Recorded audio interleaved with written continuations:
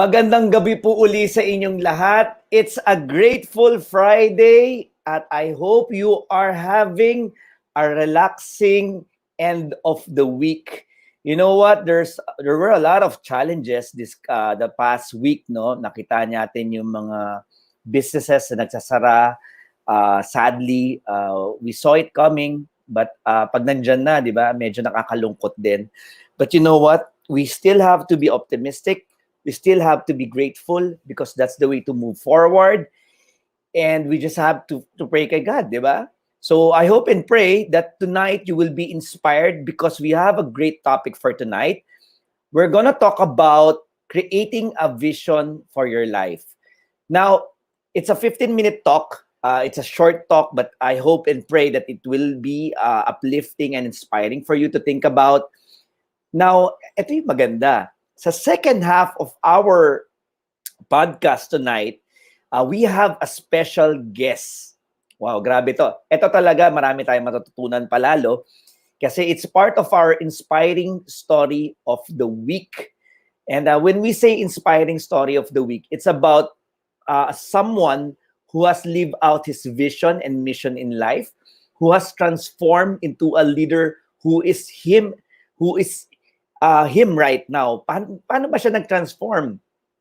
Paano ba niya dinevelop yung sarili niya to ensure na makabit niya yung vision for his life? And we have a special guest. Mamaya papakilala ko. And you know what? Alam naman, ninyo rin naman, siya lang naman none other than the founder of Potato Corner and Tokyo Tempura. He's a heavy hitter in the entrepreneurial circles. Kilalang-kilala po yan. He's an expert in entrepreneur. Idol ko yan. Magaling yan. Very, very inspiring and very passionate. I had the privilege and I was so blessed to see him in action.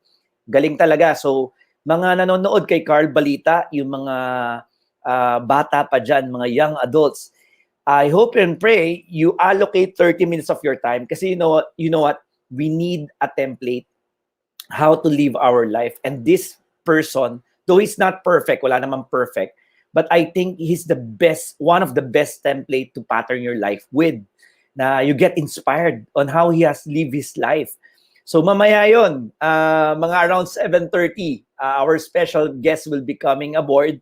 So yung sa mga CycleHouse naman na followers, magandang treat din yan.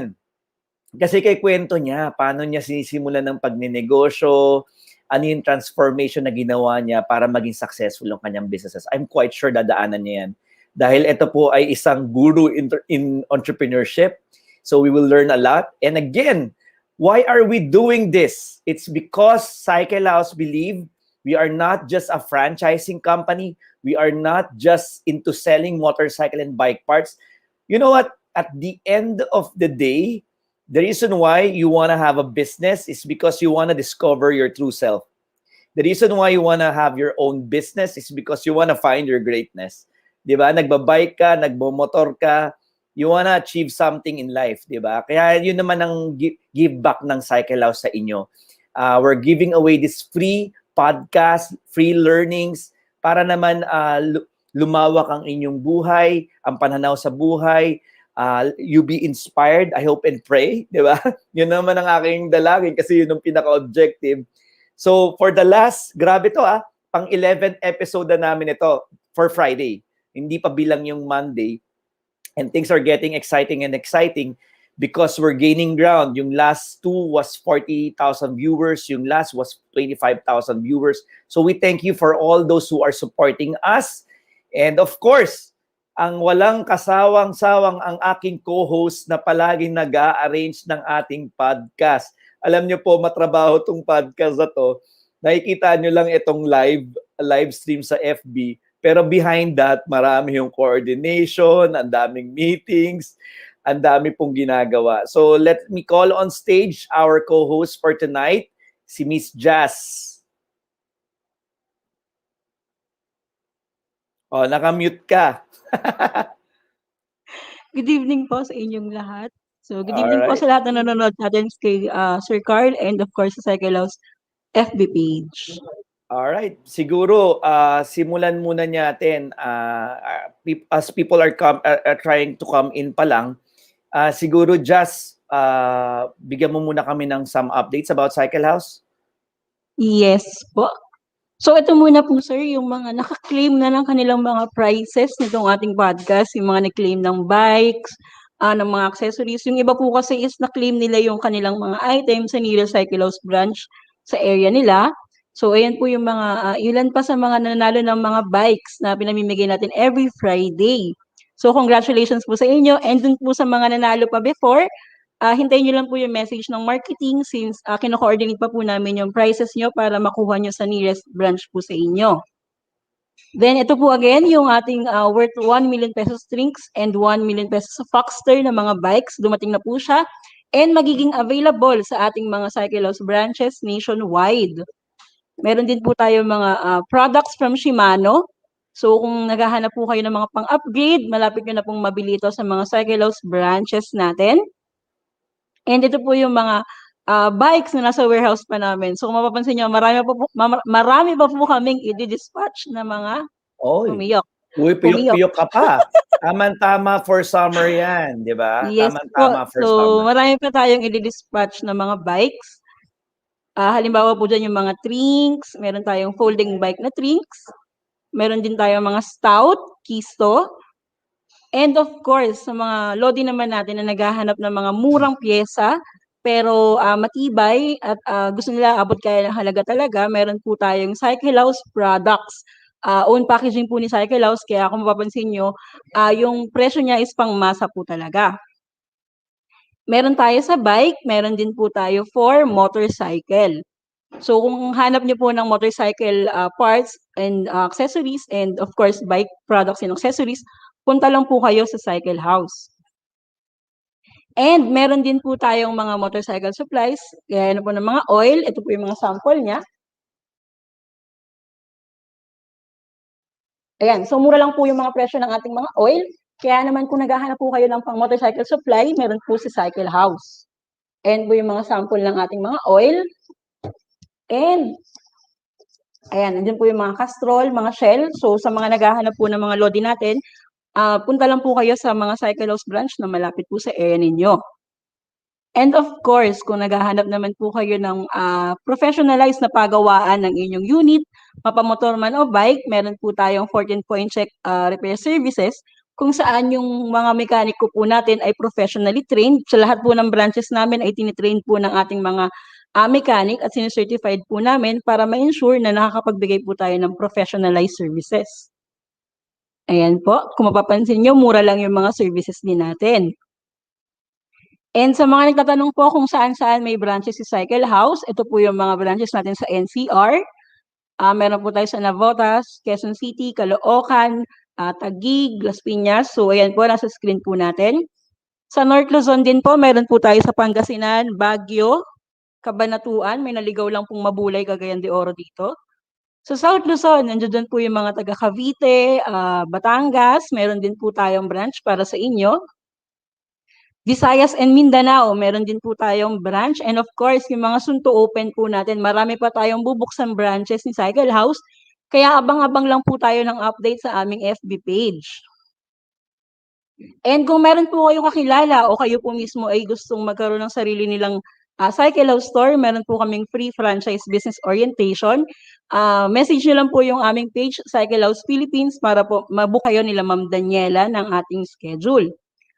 At tamang-tama po dahil meron tayong promo na save 50,000. Kung magpa-franchise po kayo ngayon, makakatipid kayo ng 50,000 pesos. Yung promo po natin is until March 15, 2021 lang po. Kaya kung ako po sa inyo, message nyo na po yung aming page para po makausap nyo na yung aming franchise relations. And ngayon pong new normal, meron po kaming solusyon para sa inyo. Meron po tayong free online business orientation kung malayo po kayo since meron pa rin pong mga restrictions ngayon. Online signing of contract na rin po tayo since pwede po namin ipadala sa inyo yung contract at pipirmahan niyo po siya via online. And of course, meron po tayong training online kung saan yung mga mechanics po natin, nagtitraining din po sila online kung experience na sila. And kung talaga pong walang experience, mas gusto po namin na mag-training pa rin sa main office para po ma-ensure na magagawa niya po ng maayos yung trabaho niya, and of course, makapagbigay ng professionalized services. And meron din po kaming leading greatly kung saan talagang tinuturuan namin yung mga owners po ng aming mga branches para ma-ensure na maayos po yung kanilang store. And last po is dun sa mga gustong maging part owner ni CycleHouse, meron po kaming Building Prosperity for All program kung saan pwede po kayong maging part owner ni CycleHouse. Meron po kaming orientation every Saturday. Message nyo lang din po yung aming FB page na CycleHouse Philippines para po mabook din kayo nila Ma'am Reynalyn ng schedule. So yun po, Sir Jeff, yung mga Grabe, announcements Jazz, ang natin. daming trabaho. Ang daming trabaho. So, Jazz, ano yung mga panalunan ng mga audience natin for So tonight? ngayon po, wait lang po, pakita ko At yung paano ating ba mananalo? May mga pupasok na kay Sir Carl Balita. Si Haya de Lisa, hello po. So, I think kailangan nyo type in yung name nyo, taga saan kayo. And then mamaya, I will throw out a question about the topic, creating a vision for your life. Then you have a chance to win. A bike, no? Imigay natin isang bike. No? Ngayon po ang ipamimigay natin is strike bike para sa mga Uy, anak nila tama, sakto. or pamangkin, pwede nilang pamigay, and meron tayong papamigay na giant water bottle po. Ayan. Ayan. So si So sa mga Catherine lodi is natin. also watching. Thank you po, Miss Catherine, for watching. I hope you can win the trike, Miss Catherine. Si Baya Chan from Janet is also here. Si Tenny Rios is also watching. Thank you for watching. Si Sir Junar is also watching. And I'm not sure kung sa CycleHouse meron na bang nagbuwabate. You might wanna just greet them. Nakamute ka uli, Miss Jazz. So, ang nakikita ko pong comment currently is combined dito po sa akin. So, Wow, buti ka ayan pa. po.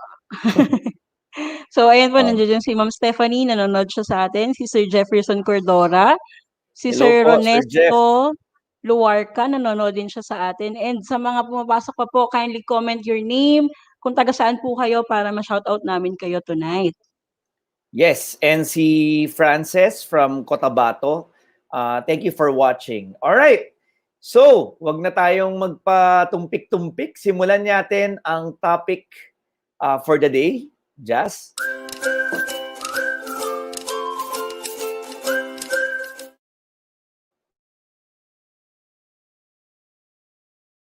Those who have just joined in, we have a special topic for tonight. It's entitled Creating a Vision for Your Life. So, pag-uusapan natin, ano nga ba itong vision na to? Palagi ko narinig ito. Hindi lang to para sa mga company. Actually, the most powerful is having a vision for your life. So, hindi lang yan sa mga company walls, di ba? Yung mga nakikita natin sa poster, mission and vision.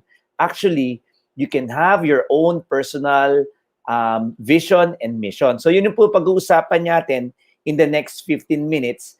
And then again, for those who are watching, ang ganda ng ating special guest mamaya. Hindi pa na maganda, gwapo yun. Pero napakaganda ng ating topic later kasi we have a special guest. He's gonna talk about yung turning point niya. This guy is a genius in entrepreneurship. He's very successful, very purposeful, and what I like about him is he's helping a lot of people, and hindi lahat ng tao ganyan eh. So yun yung gifting niya. So please stay. This is just a 15-minute topic, tas mamaya inspiring topic of the week. He's only the founder of Potato Corner. So mamaya panoorin nyo. Now, ito muna. Baunan ko muna kayo ng konting concepts in creating a vision for your life. Quick kwento lang naman ito bago tayo pumunta sa ating special guest. So, by the way, 11th topic natin ito, for those who are just tuning in or yung mga first time na nanonood, CycleHouse would like to inspire you. I hope and pray I'm doing a good job on that. Forgive me if not, I will do my best. But this is our 11th topic. If you want to watch the other topic, nasa podcast, yung mga podcast na yan, nasa FB page pa rin namin. Please try to watch them. Make time kasi you know what, it can be just one or two ideas that can somehow enlarge your perspective and somehow give you a different sense of meaning, di ba, sa iyong buhay. Creating a vision for your life. When we say vision, yan, ang legendary dyan, no? si Henry C., di ba? 1958, when he started SM, Schumart pa ang tawag nun sa Carriedo. And we all know, fast forward 60 years, it's one of the biggest company in the Philippines, di ba? Sabi nga niya, you have to have a dream, whether big or small. And you know what? It might not be entrepreneur. It really depends on you. Tsaka hindi naman kailangan SM na SM, pero the bigger sana, the better. But if you like, one of the biggest CycleHouse store in your province, why not, di ba? Or one of the biggest restaurant or vulcanizing or whatever it is in your heart, or you want to be the president of the company, it doesn't matter. Ang sinasabi ni Henry C. na we can learn from our different settings is you have to have a vision. Dream po yun, whether big or small. Di ba? 60 years, he has achieved yung vision niya. Di ba? Small shop in Carriedo. Just imagine. Another visionary leader, tandaan ninyo, hindi lang to exclusive sa mga taong ito. We can also dream like them. Steve Jobs. Diba? Siya yung founder ng Apple. Sabi niya dito, if you are working on something exciting that you really care about, you don't have to be pushed. The vision pulls you. Kaya dapat may vision ka. Kasi it will get you up in the morning. Ano ba gusto mong maging? Yan ang ating pag-uusapan tonight. Kaya samahan niyo ako dahil 15 minutes lang tong aking talk on creating a vision for your life. I hope it inspires you. I hope you share this concept to your kids, sa kaibigan, para naman magkaroon ng ma-define niya kung anong gusto niya sa buhay. Ang Apple, to make the best products on earth to leave the world better than we found it. Yan ang kanilang vision. And they're now running the business for 40 years. Boy, they're doing it very, very well. Diba? iPad, iPhone, diba? Apple Watch. They're really changing the world, diba? Again, it's not exclusive to them. We can dream. Sabi nga ni NC, big or small. We need to have a vision. We need to have a dream. Ito, malupit din ito. Martin Luther King. Ano to? Sino to? He's a pastor, but he's a civic rights leader in the US around 1968. No, he went to Washington D.C., gave a speech about to end racism in the US. Sabi niya, I have a dream that my 4 little children will one day live in a nation where they will not be judged by the color of their skin, but by the content of their character. Sabi niya, I have a dream. Yun daw dream niya. 1968, 40 years forward, they have the first black president, Barack Obama. It started with a vision. It started with a dream, di ba? That's how powerful creating a vision for your life for you can be, di ba? Apply natin sa sarili mo. Baka yung mga nakikinig na OFW dito, we have a lot of OFW followers in CycleHouse. It might be coming home in the Philippines and starting your own business, di ba? Pwede mo naman lakihan sa iyong town, pinakamalaking CycleHouse store or isang restaurant, lakihan mo na. That will impact a lot of people, matutulungan, di ba? Or probably 3 branches ng ganitong business, di ba? Or any vision na yung anak mo maging doktor, that's a vision, that's a dream. Yung sa mga kay Carl Balita naman, yung mga young adults pa, di ba? Yung mga gusto pang mag-board exam, di ba? Or just graduated in school. Have a dream, have a vision. You want to be a doctor, you want to be a nurse in abroad or whatever it is, have a vision, di ba? Be more conscious about it. Be more intentional. All right? So yun yung ating topic, creating a vision for your life. Now, FYI lang ito, para lang may conceptual framework tayo. What are the qualities ba and abilities of a true visionary leader? You know what? It's a balance daw. Balance expression of the spiritual, mental, emotional, and physical dimensions. So, dapat daw 4 in order for it to be visionary. And it requires yung values, yung paniniwala ng leader, clear vision, empowering relationship. He trusts people, di ba? And innovative action. He's very courageous to do something different. All right? Pag meron daw missing sa dimension ng spiritual, mental, emotional, and physical, hindi mamamanifest yung vision. Alright? So, ngayong topic natin, in the next 10 minutes, we're gonna talk about yung spiritual aspect. Kasi ang vision naman, ang daming pwedeng puntahan. And you can read it in the Google. But this one, we're gonna take the spiritual route. Would that be fine? All right. You know what? God gives us vision. Punta tayo sa spiritual aspect ng vision. Ito, first, isang verse lang ha. After these things, the word of the Lord came to Abraham in a vision. Fear not, I am your shield. Your reward shall be great. God gives us vision. Ako naniniwala dyan. When I started CycleHouse, I believe God gave me a vision. When I started pa lang, the vision was to have it franchised and there will be a lot of branches. And lo and behold, God is answering the prayer, my vision. Right now, we're close to 100 branches. Sabi dito, Joel, sa Bible verse, Joel 2:28, I will pour out my spirit. Your old men shall dream dreams and young men shall see visions. So, yung vision na pwede mong makuha for your life, pray about it. God maybe is calling you to achieve those visions, to have them materialize. O si Lord kay Paul, do not be afraid, but go on speak and do not be silent. It starts with a vision. All right? O ito yung learning natin, creating a vision from a spiritual dimension. Ha? We're gonna put a twist on it. Quick story, si Moses. Di ba, natandaan niyo yung story, yung mga Israelites, yung sabi ng Diyos, di ba, kasi slaves yung mga Israelites sa Egypt. Sabi niya, Moses, gusto ko i-lead mo yung mga tao ko palabas ng Egypt, going into the promised land. Ano itong promised land? A land flowing with milk and honey. Ito nakakatawa. Grabe. Nung kinausap si Moses tungkol doon, sabi niya, Lord, bakit ako? Pwede bang iba na lang? Hindi ako magaling magsalita. Di ba? Sabi pa nga niya, pwede bang iba na lang padala mo? Di ba? He was doubting himself. He cannot sense na ito yung vision niya for his life. Eventually, well, God was angry with him, but eventually he obeyed. And we all know, di ba? Doon nag-start yung journey ng mga Israelites. And we all know they arrive at the land flowing with milk and honey. What's the lesson number 1 in creating a vision for your life? Learn to sense the vision for your life. Be more sensitive about it. Diba? Like ako, whenever I have a vision for the business, I think God is telling me na ito yung next step for CycleHouse. You need to learn how to be sensitive on those visions. Diba? And like Moses, try to overcome those self-doubts. Kaya nga, very important.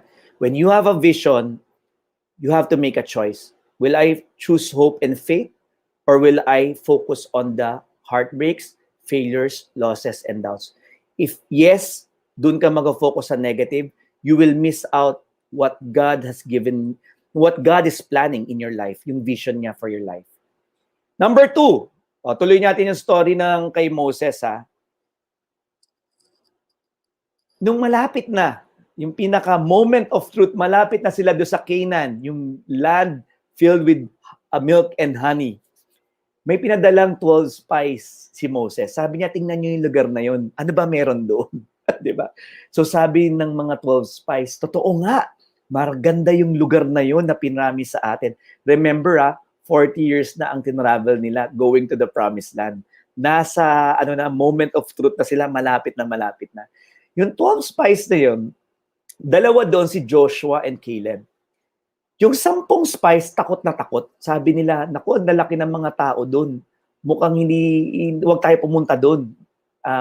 Hindi para sa atin yon. But look at Joshua and Caleb. They stayed aggressive. Alam mo, nakalagay sa story na yon. They instantly said, let's go for it. Punta na tayo. Why? Because they remembered the promise. And they stood their ground. Maraming tao hindi naniniwala, natatakot. And yet they stood their ground. Sometimes, you have a vision for your life. People will say things about you, your capability, about your dreams. But you need to learn how to stand your ground and move forward. So what's the learning? Number 2, be strong and courageous about your vision. Diba? Kung hindi, talagang hindi mo ma-achieve yung vision for your life. It's between you and God. Diba? Number 3. What's the number 3 lesson that I want to take you, and then we're gonna end this, quick story, another ibang story naman to, si King David. Spiritual aspect tayo, not only the Bible, maganda yung story ng Bible, pero from a spiritual aspect. There was a time that God was looking for a new king for Israel. And Samuel, the prophet, went to the house of Jesse. Naghahanap siya. Sinabi kasi ni God na yung mga anak ni Jesse, isa doon magiging hari. May 7 anak na lalaki. Gwagwapo, matatangkad. Di ba? Hindi lahat yun ang napiling hari.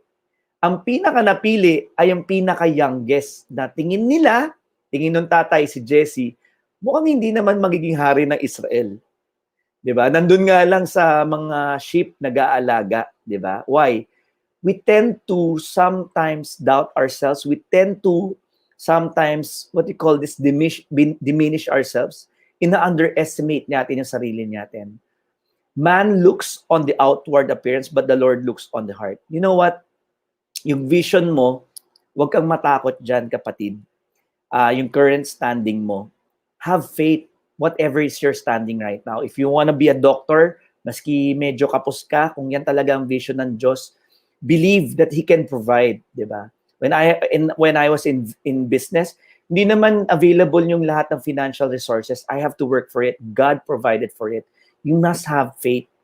Hindi mo ma-achieve yung vision mo without faith. Think about the businesses like SM, Apple, and Martin Luther King. Don't you think dumaan sila sa challenges and pagsubok? Of course they did, but they had faith. All right, they had faith. That's a difference maker in having a vision. Some quick tips how to create a meaningful vision. It's as simple as making a difference. Ganun lang. In your workplace, in your family, in your society, it's as simple as making a difference. Number 2, it can be impacting the world. Like our special guest speaker in the Philippines, he's known to helping hundreds of entrepreneurs. It can be that, hindi mo naman kailangan maging sikat, di ba? You can just impact your own circle, di ba? Or probably in your own town, ikaw yung magpapadala ng professionalized repair services ng CycleHouse, di ba? It should not be coming from other people. It should be coming from your heart. You should own it. Yun ang pinaka-importante. Yung mga nagbubukas ng business, your franchisor will not make you successful. It's you alone. The franchisor is there to support you. It's your responsibility to grow your business. And then ang advices dito ng mga expert to have a meaningful vision, seek the greatest vision for your life. Diba? Ano ba yung pinaka-importante? Diba? Of course, I have a vision for my kids makatapos. I have a vision for my family. I have a vision for my company. But I have a greatest vision then. Back in 2006, when my MBA professor, my ninong professor nang, asked me that question kami sa classroom. What do you want to be? Ano ba yung vision mo for your life? And I said, I wanna give out the best possible positive impact to all the people that I'm with. So I hope and pray na with this podcast, I'm still living that vision. Diba? Ano pa tong meaningful vision? It should motivate you, it should drive you, and usually, it helps you define and make decisions. Ina-align mo yung mga decisions mo. Diba? Parang you wanna make a difference, bakit mo ginagawa yan? So create a vision.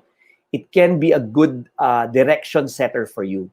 And lastly, i-verbalize mo. Tutulungan kita with this next slide on how to verbalize. So this is the last slide. Ito yung question natin sa mga nanonood. Para may chance kayo manalo ng isang trike and some items from CycleHouse. So ito na yung last slide. What do you want to achieve in your life 5 years from now? That's a vision. Vision, it can help you shape your vision statement. Or how do you want to be remembered at the end of your life? Diba? What do you want to achieve in your life 5 years from now? And how do you want to be remembered by the people who knows you?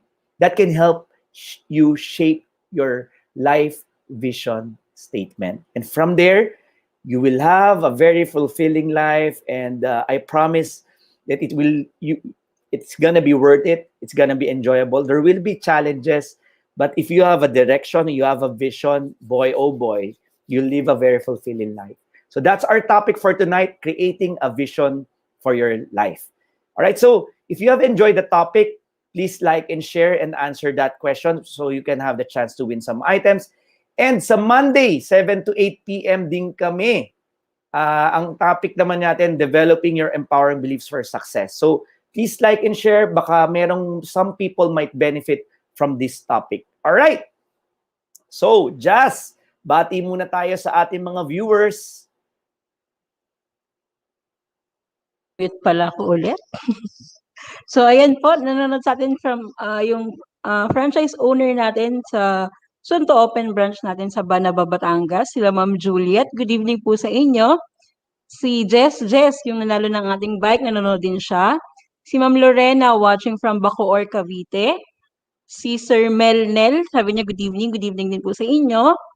Si Sir Jomar Laksa, so good evening din po. Si Sir Tenny Rios, sabi niya don't like and share. So thank you po for supporting our podcast.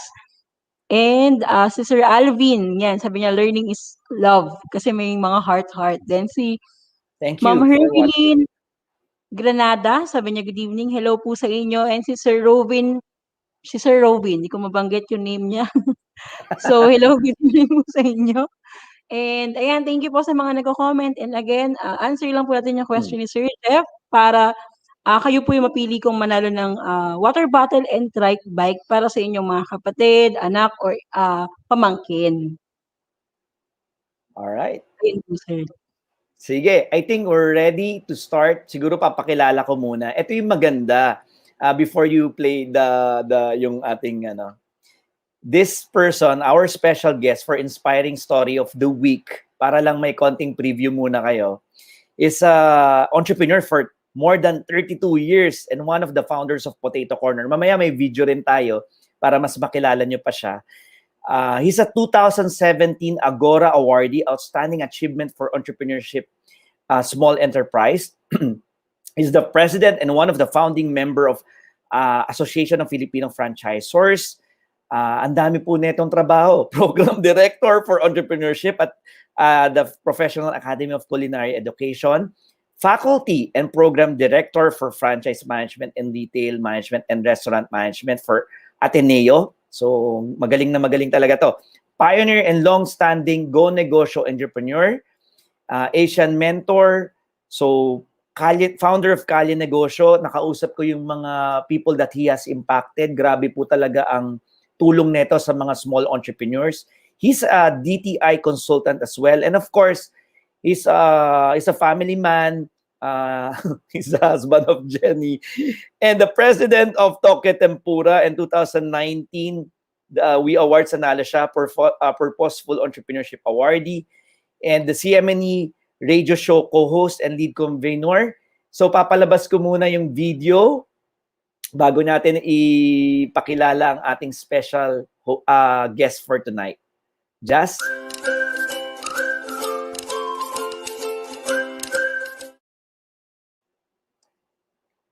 Jazz, palabas mo muna yung video niya. George Winnicke is a man with a mission. He aims to help elevate the lot in life of as many of his countrymen as he is able. This he does through his mentoring advocacy. To his mentees, George is not only a mentor, but a friend. He is one of Go Negosyo's angelpreneurs and spends some of his free time serving as a consultant for aspiring and starting entrepreneurs. He created Kalye Negosyo, a mentoring program for people who want to start their own business and improve their life. To the public, he is known as the co-founder of Potato Corner and the business that democratized tempura, Tokyo Tempura. With almost 30 years of experience as an entrepreneur, George certainly has earned his label as the opportunity guru of the Philippines business industry. To his peers, he is an admired practitioner worthy of recognition. An awardee of the prestigious Agora Awards and a member of the ASEAN Mentorship for Entrepreneurs Network, or AMEN, Academe of the Ateneo CCE, and the Professional Academy for Culinary Education, George never stops listening, advising, and counseling those in need of his advice. In fact, it has already become his way of life. Ladies and gentlemen, Mr. George Winnicke.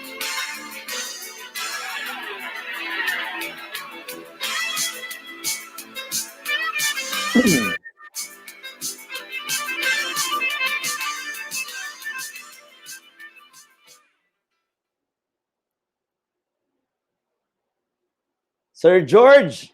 Hello, good evening, good evening. Good evening, Sir George. We are so honored to have you. We are so honored to have you. Thank you for making time. And we are so glad kasi I'm quite sure may mga maraming OFWs na nanood and aspiring entrepreneurs. And with the Carl Bita FB page, we have a lot of young adults. Sir George, baka gusto mo muna silang batiin. Oo, magandang umaga sa magandang gabi, di ba? Mas maganda yun, sa umaga. Magandang umaga sa magandang gabi. It's Friday today. Let's thank the Lord that nakalusot na naman tayo ng isang linggo, no? Isang linggo. And hoping that this coming week ay gabayan tayo ng Panginoon natin. Diba? So, Sir George, thank you at napaunlakan mo kami sa aming Q&A kasi we have this series, yung Inspiring Story of the Week, wherein nakatahi siya sa Find Your Greatness. We wanna know about you. Pinaalam ko nga sa'yo, if it's okay to get to know you more personally. Yung leadership transformation mo, kasi nakikita na namin yung maraming achievements eh. Di ba? Sobrang successful na. Sometimes, a lot of people are thinking na siguro si Sir George yun eh, dahil gwapo yan eh, saka magaling. Pero sometimes they fail to connect. What can you say to our viewers right now, na lalo na sa mga batang nanonood or aspiring entrepreneurs?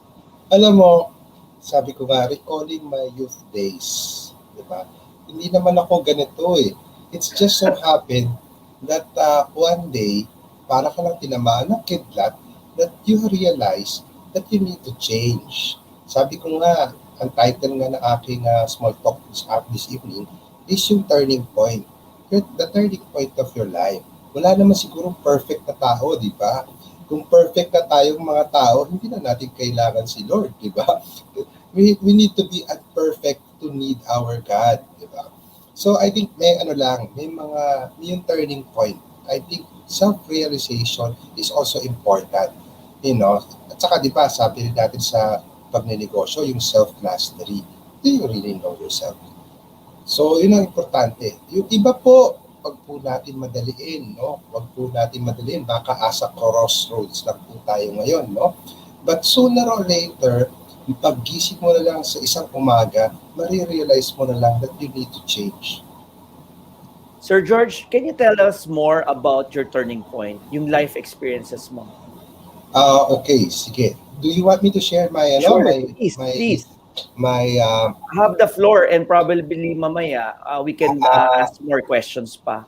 Okay, how do you share sabay ganun na PowerPoint? Share screen. Share screen. Okay, tapos sandali. Hindi tayo sanay na to. Okay. Ayun. Okay. Pero ang nakikita ko yung screen ko at saka ikaw.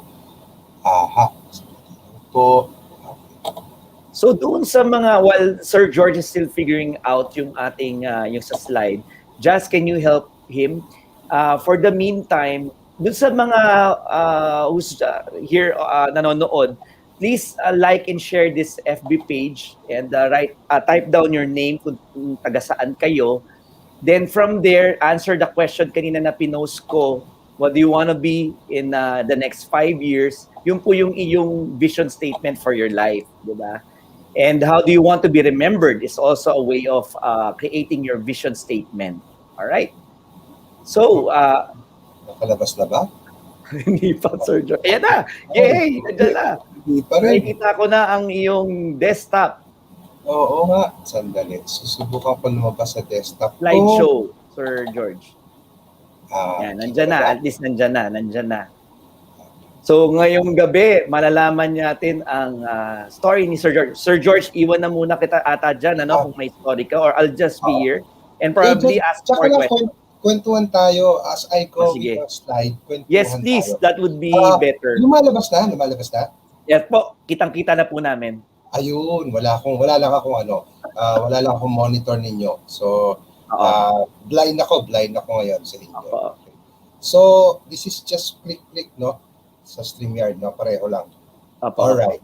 So, sige. Okay. So, again, sana po, atin-atin lang po itong kwentuhan na to, ha? Huwag mo sana makakalat pa sa iba. Joke lang po. Actually, I was telling everybody, each person will have their own turning point of their life. Sooner or later, magkakaroon po yan. You just need to ignite it. Okay? Yung mga events of your life are things to wake you up, no? Sabi ko nga, it has to have a strong mental state, di ba? Sa palagi ko sinasabi, the strong mental state of a person is your key to your success. Di ba? Ano po ba yung ano na yan, yung mental state na yan? Palagi ko sinasabi, yung mental state ng tao to change, yung mental state ng tao to succeed, mental state ng tao to change in his lifestyle or pag-uugali or attitude. Kaya lang po minsan, hindi po siya kasi nai-ignite.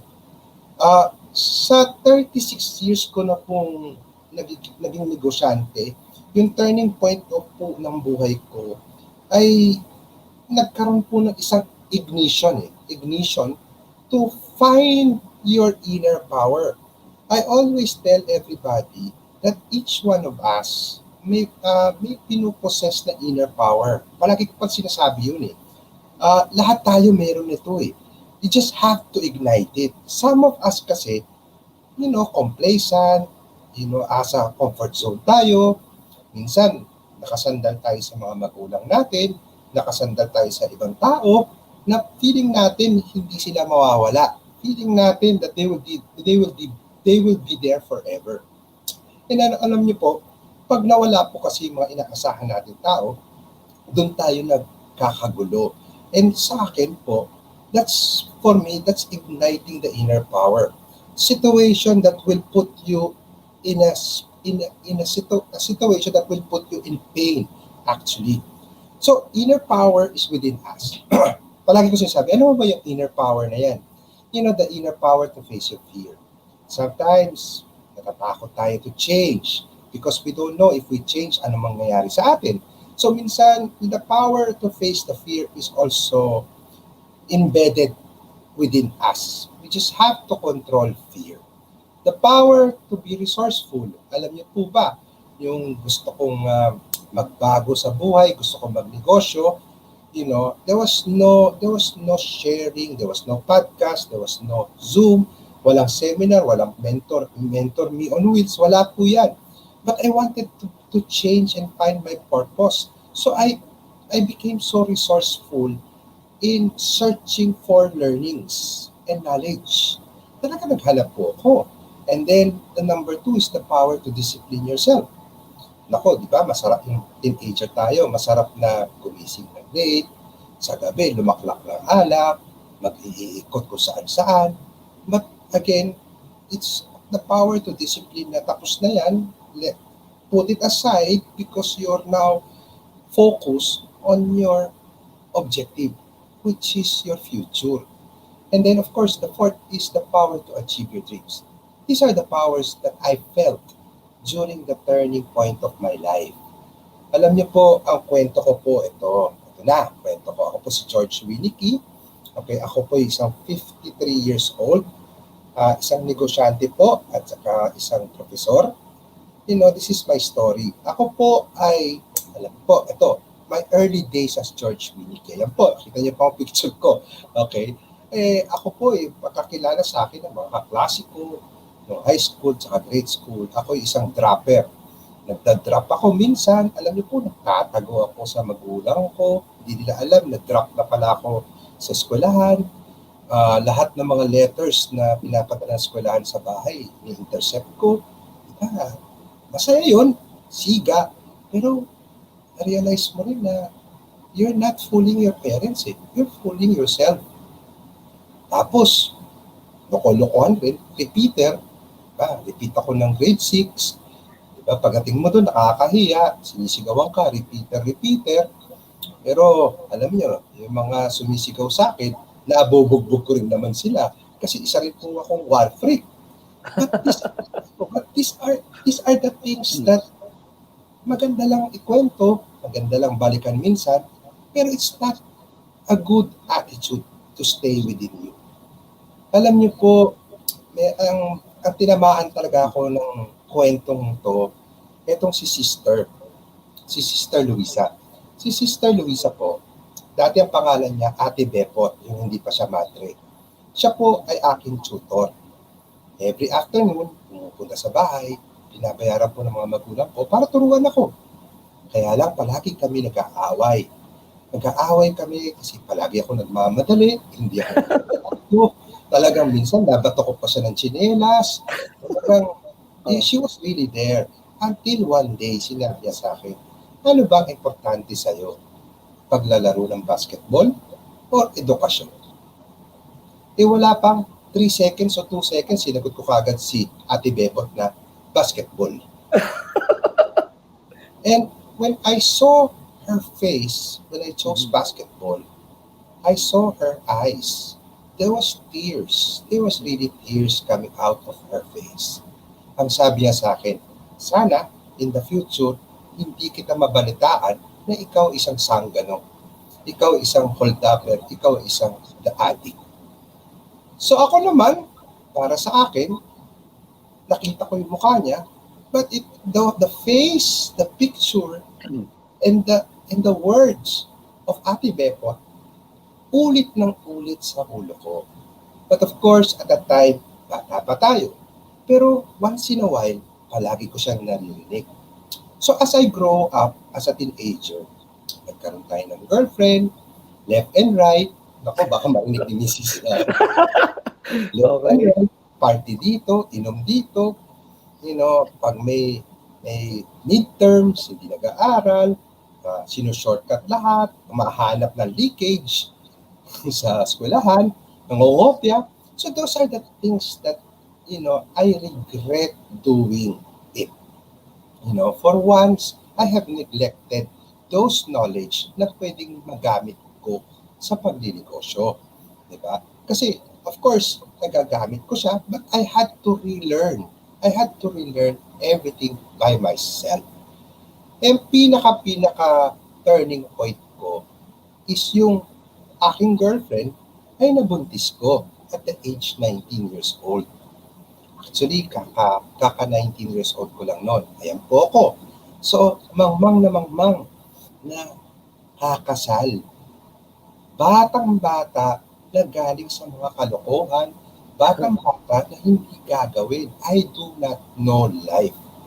So, when I got married, marami pong tinatawag na prophet of doom noong araw. Mga Madam Auring. Mga kamag-anak natin na minsan kala natin tinutulungan tayo, pero naninira pala sa likod natin. Di ba? Marami yan. Marami yan, di ba? Yung Marami yan. Anong mangyayari? Kawawa naman yung napangasawa niya. Anong mangyayari sa pamilya niya? Sos Mariosep, magkakaanak sila. Lalaki yan na walang guidance, proper guidance. Diyos ko, sa kanto boy mag-i-end up ang anak niyan. Nako, 2 years pa lang maghihiwalay na yan. Those are painful remarks. That it was very, very negative to me. In fact, I felt the pain. Alam niyo po, yung tinasakagi ko sinasabi, that the pain, the driving force to pain, the driving force to success is always pain. When I felt the pain at that time, parang sinabi ko, this is enough. Enough is enough. I will show you that I can change. Alam niyo po, pag summer, nung hindi pa ako kinakasal, pag summer, magkakaroon po kami ng gathering sa pamilya. Ang mga pinsan ko po, magpapakita ng mga grades. Wow! Anong grade mo? Ako, accelerated. Wow, ang galing. Accelerated ka. Ako, honor student. Yung isang pinsan. Pagdating sa akin, para kayo ko nang magsalita. Ako, kamusta ang school year mo? Ang sasabihin ko palagi, summer. So, every summer, I really dread. Talagang, I really want to avoid those family gathering every beginning of summer. Kasi palaging nagtatanong kung kamusta kayo sa eskwelahan, etc. Alam niyo naman po, ang mga old school dati, di ba? Ang kanilang, ang measurement ng intelligence ng mga lumang tao noong araw is yung grades mo sa eskwelahan. So, palaging ganon. Until every year, yan ang routine namin. Until the third year, tinanong ako, kamusta ang grade mo? Summer na ulit on the third year. Sabi, inunahan ko na po ang aking tiyo. Ang sabi ko, mahal na mahal ko po ang eskwelahan ko, kaya magre-repeat po ako ulit. So, those are the things na parang ang tingin nila sa'yo, ang liit. Tapos, pag habang nagbabago ka, yung pa rin ang brand mo sa family. Okay, tinatawanan ka, hindi ka siniseryoso, until those pain na naipon sa aking puso. Kung naipon sa aking puso yun, hindi ako uminom, hindi ako nagtampo, pero ginawa ko siya positive. 360 degree turn around ko talaga. I found my purpose. Sabi ko, since ako'y magkakapamilya na, I will make myself a new person. So yun ang ginawa ko. Nagtatrabaho ako sa hapon, nagka-college ako sa umaga. In fact, nung kinasal ako, I was in college. Nagsasabait na ako noon. Nagsasummer ako para mabilis ako makagraduate. Pero the day of my wedding, I took my final exam nung summer. Sabi ng professor, bakit nakabarong Tagalog ka? Lahat sila nagtatawa. Sinabi ko, kasal ko po ngayon. 7:30 yung klase, 9 o'clock yung kasal ko. Totoo, boss? Oo. So, naawa pa sa akin yung teacher. Sabi niya, alika, tulungan na kita. Di ba? Tinulungan niya pa ako. Tapos palakpakan pa mga kaklase ko kasi kakasal ako eh. Pagkatapos ko, lahat sila, congratulations. But after that, it made me realize that this is a different life. It's not my life anymore. Meron ng kasama ko, may nakadikit na sa buhay ko. And I need to change. I need to grow my mindset. I need to grow and develop yung mindset ko. Yung mindset ko to really improve myself. Sabi ko nga, palagi ko sinasabi, how did you grow your mindset? I view challenges as an opportunity. Those challenges, those painful words, criticism that I took, I view it as a challenge for me to change me. And it's an opportunity for me to change. Alam niyo po, minsan pag naaalala ko yan, bago ako natutulog, gusto ko sabihin sa kanila, kayo ba, meron ba kayong naitutulong sa bansa? Or pang sarili lang ang ginagawa nyo? Diba? So that's one. I view challenges as an opportunity. Number two, I replace the word failure or failing with the word learnings. Alam niyo po, lahat ang buhay ko, parang roller coaster yan. But all of them, I saw and I found out and I realized that every failures may kapalit na wisdom. Kaya nga pwede ko sabihin sa mga nakakabata sa akin, huwag mong gawin yan, masarap lang yan sa umpisa, pero may personal experience. Oo, may personal experience. So, mas heavy on the wisdom.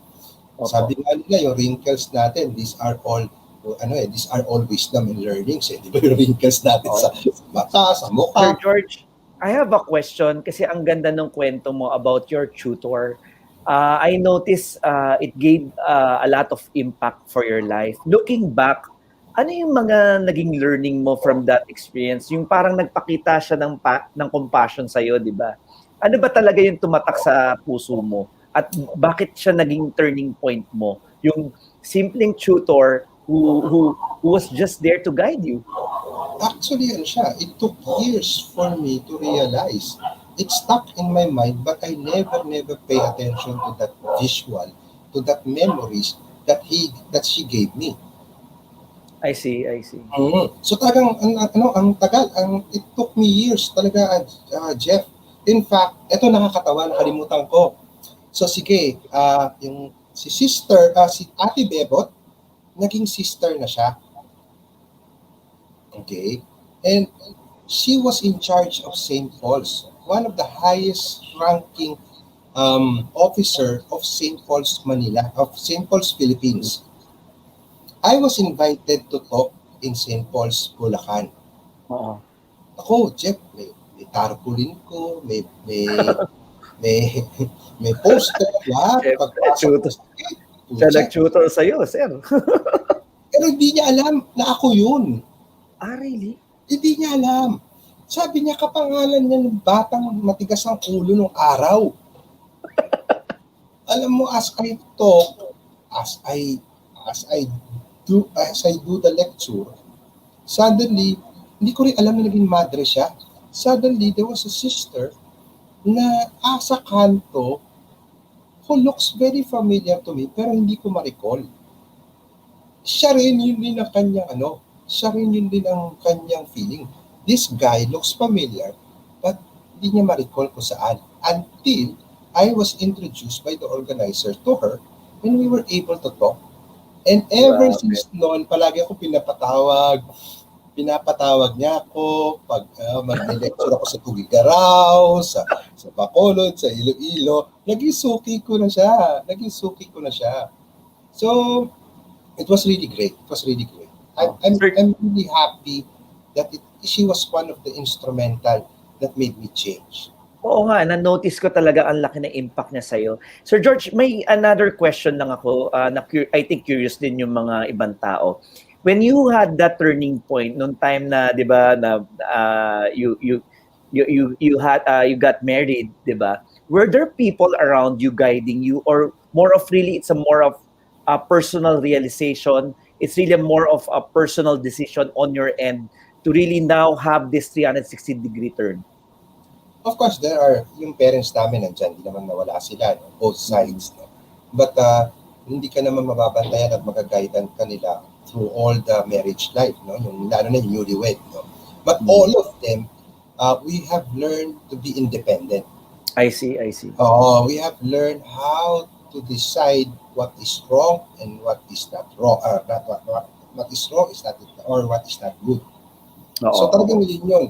Actually, naka-ankla talaga siya doon sa growth mindset na sinasabi ko, we view challenges as an opportunity. Kasi during the early stage of our marriage, challenging kami. Imagine, ang trabaho ko noon, I have to go to work in the afternoon and go to school in the morning. Ang sweldo ko noon is around 800 pesos. 800 pesos. But saan aabot yung 800 pesos? So, alam mo, minsan, pag asa Salcedo Village ka, asa Makati Business District ka, ang pagkain mo dyan, lista dito, lista doon, di ba? 4 gigs, 3 gigs, etc. So, paano ang pagkakasya yung 800 na yun? Bibili ka ng gatas ng bata, lampin ng bata. So, how do you, So, it was really a painful experience na pinagkakasya mo, hindi mo alam paano mo pagkakasya and everything. So those are the challenges that we see. I see. It was a challenge na, it was also an opportunity na, ba't kaya tayo magnegosyo? Ayun. Hindi push ko sarili ko magnegosyo kasi I cannot see myself na ito nang magagawin ko. And ito nang ba, the lowest ranking officer in a multinational, ito nang magagawin ko. Sabi ko, madiskarte naman ako. Malakas naman yung inner power ko. So, yun ang ginawa ko. So, opportunity. Tapos, of course, marami tayong mga negosyong sinubukan. Negosyo ako. Pero natalo, nasunog, lahat, ganito. So, anong gagawin ko? So, I just really have to learn. I did not give up. Actually, my first business was a trash bag. Hindi pa uso yung trash bag dito sa Pilipinas. Yan ang negosyo ko. Bumibili ako ng plastic, nilalagay ko sa isang plastic na 30 pieces. Binibenta ko sa village namin 30 pieces para 30 Grabe. pieces. Oo. Sabi ko nga, kung yun, natutukan ko kung yun hindi nalugi, siguro basura king ako ng Pilipinas. Kasi Boss George, may quick question kasi I got to know you na you are in a family of doctors. Who influenced you on entrepreneurship? I'm just curious. Well, actually, it was just me. I think there was already, Wow, outlier. Oh. there was already, of course, the dream of my mother for me to be a doctor. Kasi ang pamilya ng nanay ko, puro doktor. Yeah. But there was already snippets of entrepreneurship in my blood even during grade school and high school. I see. Okay. Meron na. If I need something, I have to earn it. Diba? So, naghuhugas ako ng mga jeep sa Pasay, sa tabi ng bahay namin. Alam niyo, yung Spartan ko, puro putik yung Spartan ko. Kerosene ng panglinis. Pag naninisan mo ng jeep, nalis mo na yung mga abo na sigarilyo. Dati kasi pwede magsigarilyo, yung mga cigarette butts. Ngayon, ang last dyan, yung kerosene para kumintab yung bakal. So those are the things that ginagawa ko. Nagbibenta ako ng text, kumakarera ako ng kalapate, everything. Lumalaban ako ng gagamba, nagbibenta akong gagamba. So those are the things that those are the preview of what my career will be. So medyo natural instinct talaga, Sir George. Wala yung parang uncle na parang you look after to. Walang naging ganon. It's more of really yung hulma sa'yo ng Diyos. Talagang purpose mo yan. Wala eh. Kasi parang interesting. Hindi ako spoiled sa parents ko. I see. If I want something, I have to work on it. I have to earn it. So ganun yung values. Which again, palagi ko sinasabi, hindi ako galit sa parents ko because I'm grateful. Yun ang tinuro sa akin.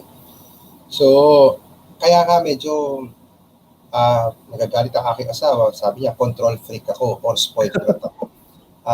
Kaya medyo, di ba, parang doer ako talaga eh. Parang, sige, ako bahala, ayusin ko yan. Sige, hahanap ako ng paraan. So, yun yung minamolde sa akin ng bata pa lang ako. I see. Yun yung values na na-develop mo, Sir George. Oo. Right. Interesting. Oo. So, is yung last dito, yung I have developed a growth mindset na hindi ko kailangan ng approval ng society or sino man. Of course, except my wife, di ba?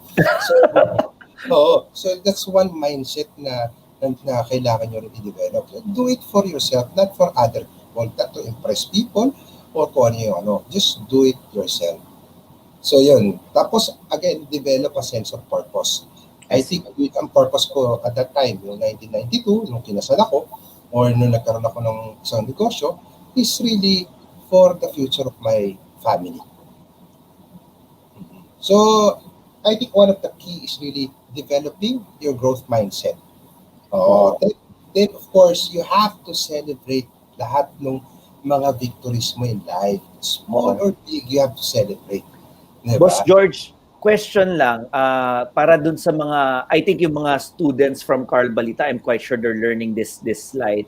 For the OFWs naman, what were your experiences as an entrepreneur that really has impacted your life or probably has developed the Sir George that you are right now, who's helping a lot of entrepreneurs? Kwentuhan mo naman kami about your experiences as an entrepreneur naman, as a leader in entrepreneurship. As a leader naman. Actually, as a leader, sadali, stop sharing ko na, kwentuhan na lang tayo. Mas maganda yata yan. Mas gusto ko yan. Stop sharing. Asa na ako? Yan, nakita lang namin, sir. Kaya rin nawala rin monitor ko sa dali. Ayun. As an entrepreneur, God is very kind to me. He gave me another chance. My first business was a success, but somewhere along the way, I had to sell it. And then, when I sold it, I had to start all over again. So, wow. Dinasal natin yun, hiningi natin yun. Of course, may konting regret na nabenta mo yung unang negosyo mo. But again, the objective is to put up another one na pare-pareho. But this time, binigyan ka pa ng regalo ng Diyos na pamilya kasama mo. So, I'm just so grateful that He gave me a chance to bounce back. That's why I'm doing the mentoring, the consulting, at saka tinayo namin yung Kalye Negosyo. Kung titingnan yung Kalye Negosyo po is a entrepreneurship program na libre for 6 months. Every Friday po yan.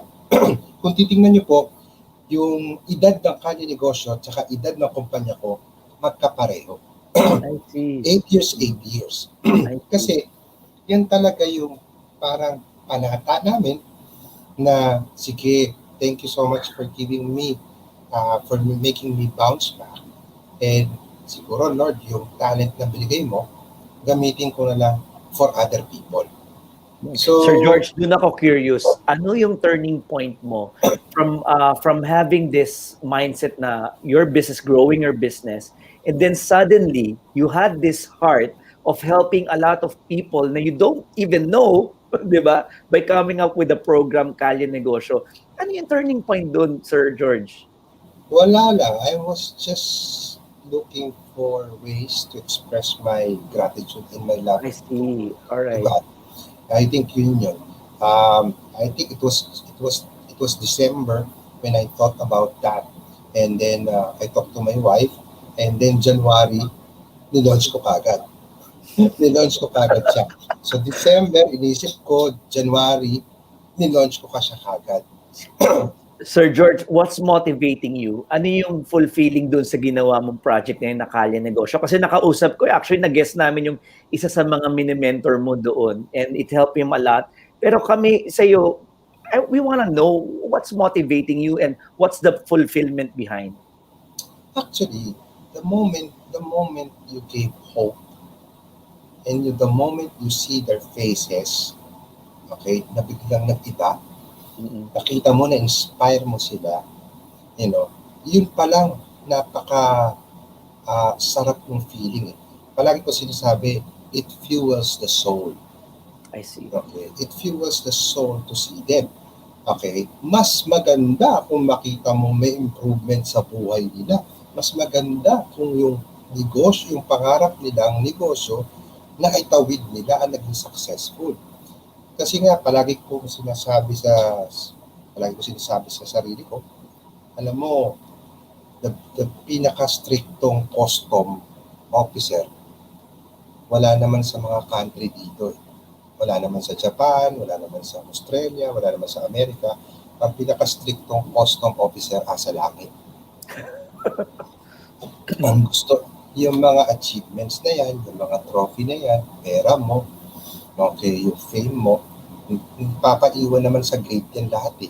Hindi naman yan padadala sa loob eh. Dapat ang dala mo yung puso mo. Dapat andun yung ilan ang tinulungan mo, ilan ang pinasaya mo, and minsan kasi nakaka-addict to do it na napasaya mo, nabigyan mo ng hope. Yung isang tao na parang wala na siyang pag-asa sa buhay niya, biglang naikot mo. Although don't get me wrong, minsan nararamdaman ko yung pagod na-absorb nila yung energy natin minsan. I have also consulted Brother Boss Sanchez about this, and he confirmed na sometimes talagang na-absorb yung energy. Sir George, you know what? Yung from practical purpose, yung leadership journey mo, na dati practical lang na you wanna start a business for your family, you wanna earn more, and naging higher level of purpose, of helping others, di ba? And what were your key takeaways? Right now, you're 53 years old. Batang-bata pa rin naman. Pero sa aming mga medyo bata-bata pa, ano yung key takeaway sa'yo? Yung sa journey mo na yun from practical purpose na para lang sa pamilya, and right now, you're helping a lot. You're a DTI mentor, you're helping a lot of entrepreneur. Ano yung key takeaway mo na pwede mo ma-share sa amin? Well, number one, palagi ko sinasabi, yung binigay sa akin na negosyo is not really mine. I see. It was pinahiram lang sa akin yan.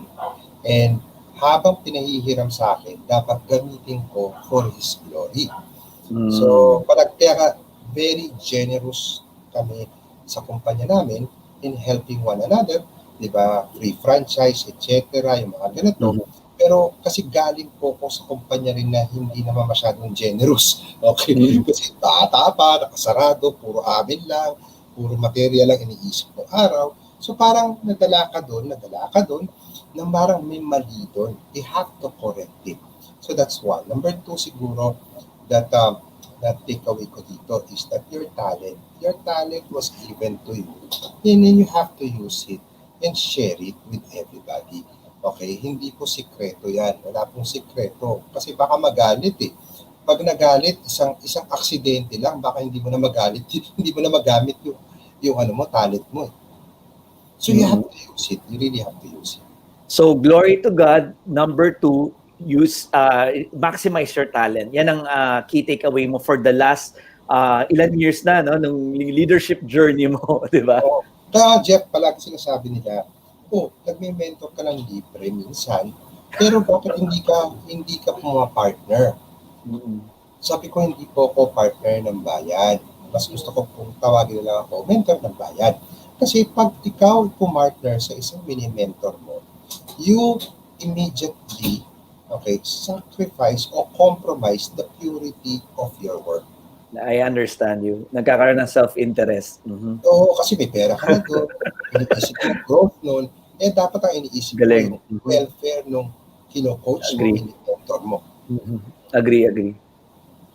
So, Sir George, we now have just last 2 minutes. Probably some advices to our OFWs, and ang dami mo ng advices binigay, Sir George, and sa mga kabataan. Pero siguro, just to wrap it up, ano yung advices na pwede mong bigay sa kanila, OFWs and young people who are watching right now? Alam mo, palagi ko sinasabi, yung sabi sa akin ng kaibigan ko Chino, sabi niya sa akin, pag hindi mo gawa, hindi mo kita. Okay. There are two meanings there. One, if you don't do it, you will not learn from it. Kung nagpaplano kayo bumalik sa Pilipinas, magnegosyo, you really have to do it. Okay? You have to do it and learn from it. Yung isang meaning naman doon, pag hindi mo gawa, hindi ka kita. Okay? If you don't do it, you will not earn from it also. Kaya nga, minsan, we can all dream. Okay? Ang dream natin, magkaroon tayo ng kasarili natin negosyo. In order to achieve that dream, you have to have the 3 things. The first one is you have to see your dream clearly. Kasi di ba, minsan may pangarap tayo, pero hindi naman klaro sa atin yung pangarap natin. O kaya, marami tayong masyadong pangarap, kaya hindi clear yung talagang major pangarap natin. So the first one, in order to achieve your dream, is to really see clearly your dream. Number two is you have to believe in yourself. You have to believe in yourself that you can transform or change career. Okay, kung OFW ka, you've been working there for so many years, it's time to go back because you miss your family. Don't be afraid. Believe in yourself that you can do it. That's number 2. Okay? Number 3, okay, may pangarap ka nga minsan, okay, naniniwala ka nga sa sarili mo, pero hindi ka naman gumagalaw. So number 3 is you have to act on it. Kailangan gumalaw ka na, hindi bukas, hindi next week, kundi yesterday ka na dapat gumalaw. So yun po yun. Yun po ang aking advice sa mga OFW po natin. Thank you, Sir George, for that wisdom na binigay niyo sa amin. And your life is really an inspiration. Parang di ba, mukhang iba lang talaga yung intelligence mo eh. Hindi defined by yung old style, di ba, na schooling. You're really an entrepreneur and you have creative concepts eh, di ba, from Potato Corner to Tokyo Tempura, which CycleHouse will be a franchisee soon, di ba? Nagko-construct lang tayo ng ating office space pa. At meron siyang, I think, Sir George, magandang mapaalam mo sa kanila about your franchising concept. Kasi ako excited ako dalhin yan sa Quezon City. yung ating Tokyo Tempura. Kasi tempura, di ba, gusto-gusto yan. Tsaka meron pa kayong mga barbecue. We are excited to have that in our offices. Sir George, baka gusto mong i-share sa kanila kung ano yung mga franchise, ano mo? Opo, nung nag-umpisa ang pandemic, after 3 months nung nag-umpisa yung pandemic, napansin po namin, gusto po namin tumulong. Ito na naman tayo sa tulong. Gusto po namin tumulong sa mga na-layoff, dun sa mga umuwing OFW. Kaya lang, of course, yung franchise package kasi baka hindi nila kaya. No? So, ang ginawa po namin, nag-launch po kami ng recovery franchise package. Ano po yung recovery franchise package po? Hindi po kami sumisingil ng franchise fee. Okay? Ang sinisingil lang po namin yung cost ng cart at saka ng equipment. Yun lang po.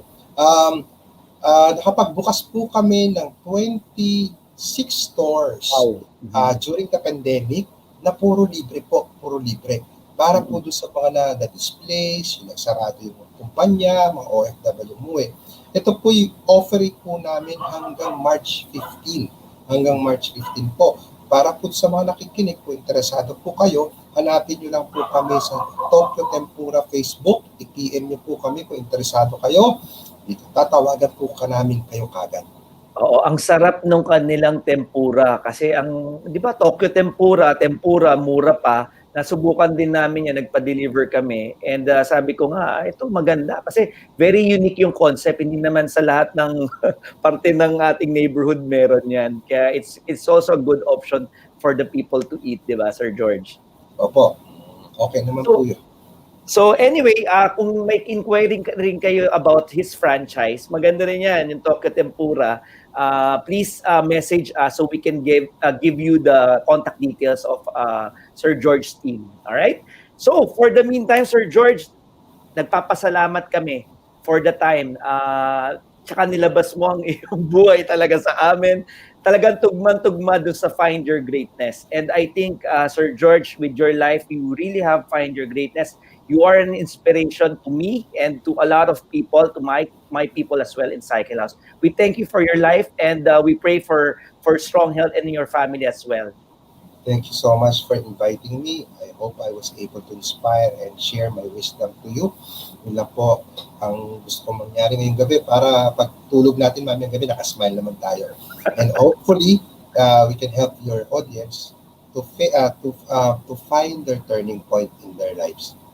All right. Thank you, Sir George. And God bless uli. Thank you also. Good evening. Bye-bye. So, that ends our inspiring story of the week. Grabe po yung kwento niya, di ba? Yung kanyang tutor na naging madre, di ba? Yung compassion na binigay sa kanya. I was so amazed with that story na, di ba, tinanong siya, ano ba gusto mo, basketball o mag-aral? Sabi niya, basketball. Ganun siya karo yung time na nun. Pero I think, minahal pa rin siya ng kanyang tutor. Kaya I think it made an impact on him. And look at him now. My gosh. Before, he was just after bringing up his family. Pero ngayon, ang dami na natulungan ng tao na yan. And boy, what a way to live a life. What a way to live a life, di ba? It's not all about money. Di ba yan sasabi ko, hindi mo madadala yan. Yung sabi nga ni Sir George, you can live a life of purpose. And that can give you more meaning at your deathbed. At this time, meron time yun eh. Yung nasa deathbed ka na, nasa higaan ka na, yung huling hinga mo. You will look back. Have you really lived the life that you want to live? And that's one template that we can follow with. And I hope you got inspired because I got inspired. So, Jazz, baka gusto mo nang i-announce kung sino yung mananalo. Ayan, so, hindi ako nakamute.